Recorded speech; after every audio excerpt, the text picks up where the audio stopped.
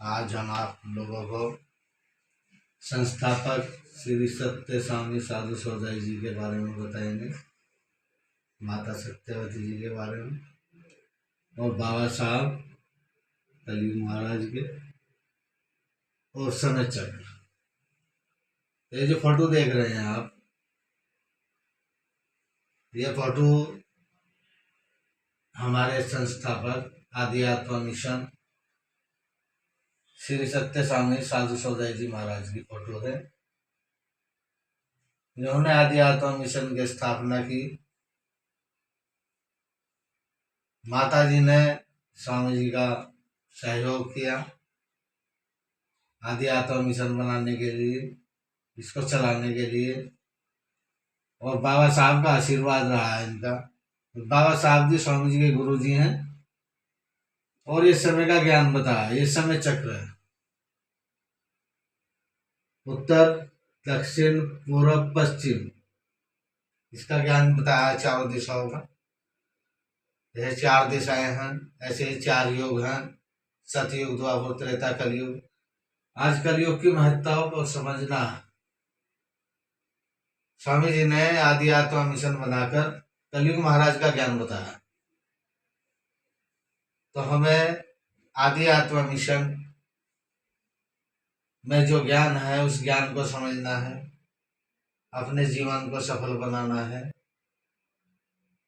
तो ये संस्थापक सत्य स्वामी साधु सौदाई जी महाराज,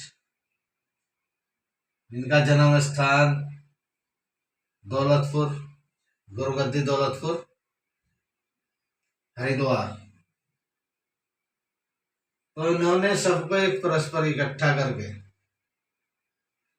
बाबा कलयुग महाराज के ज्ञान से अवगत करा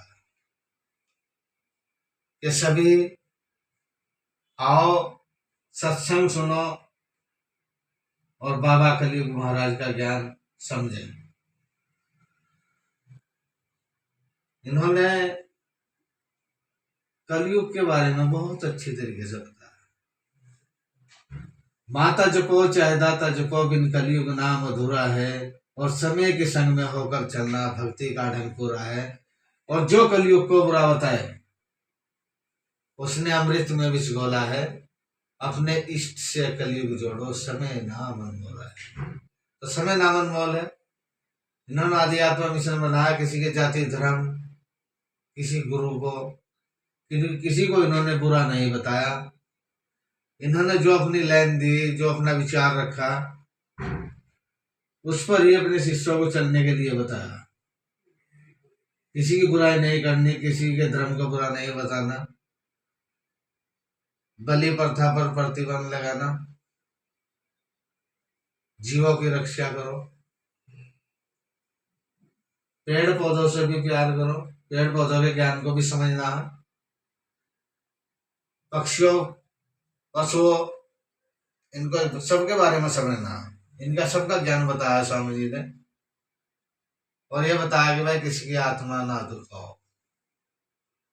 आत्मा सो परमात्मा, अर्थात आदि आत्मा। तो आदि आत्मा ही इन्होंने नमो बताया, आदि आत्मा मिशन ही संस्था का नाम, और आदि आत्मा नमो ही करने के लिए बताया कि हम सभी आत्माएं हैं, वो आदि आत्मा है।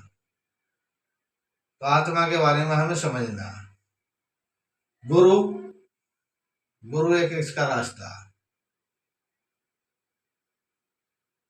गो अंधकार रो प्रकाश। गुरु अंधकार से निकाल के एक प्रकाश का रास्ता दिखाता है। तो हमें अपने गुरु जी का वचनों का पालन करना है और इनके ज्ञान उपदेश को आगे बढ़ाना है। और आज कलयुग के बारे में समझना बहुत जरूरी है, क्योंकि इस पूरे ब्रह्मांड के एक प्रधान समझ लीजिए इनको। तो कलयुग का ज्ञान है बहुत पुराना, लेकिन स्वामी जी ने एक नया करके इसको दिया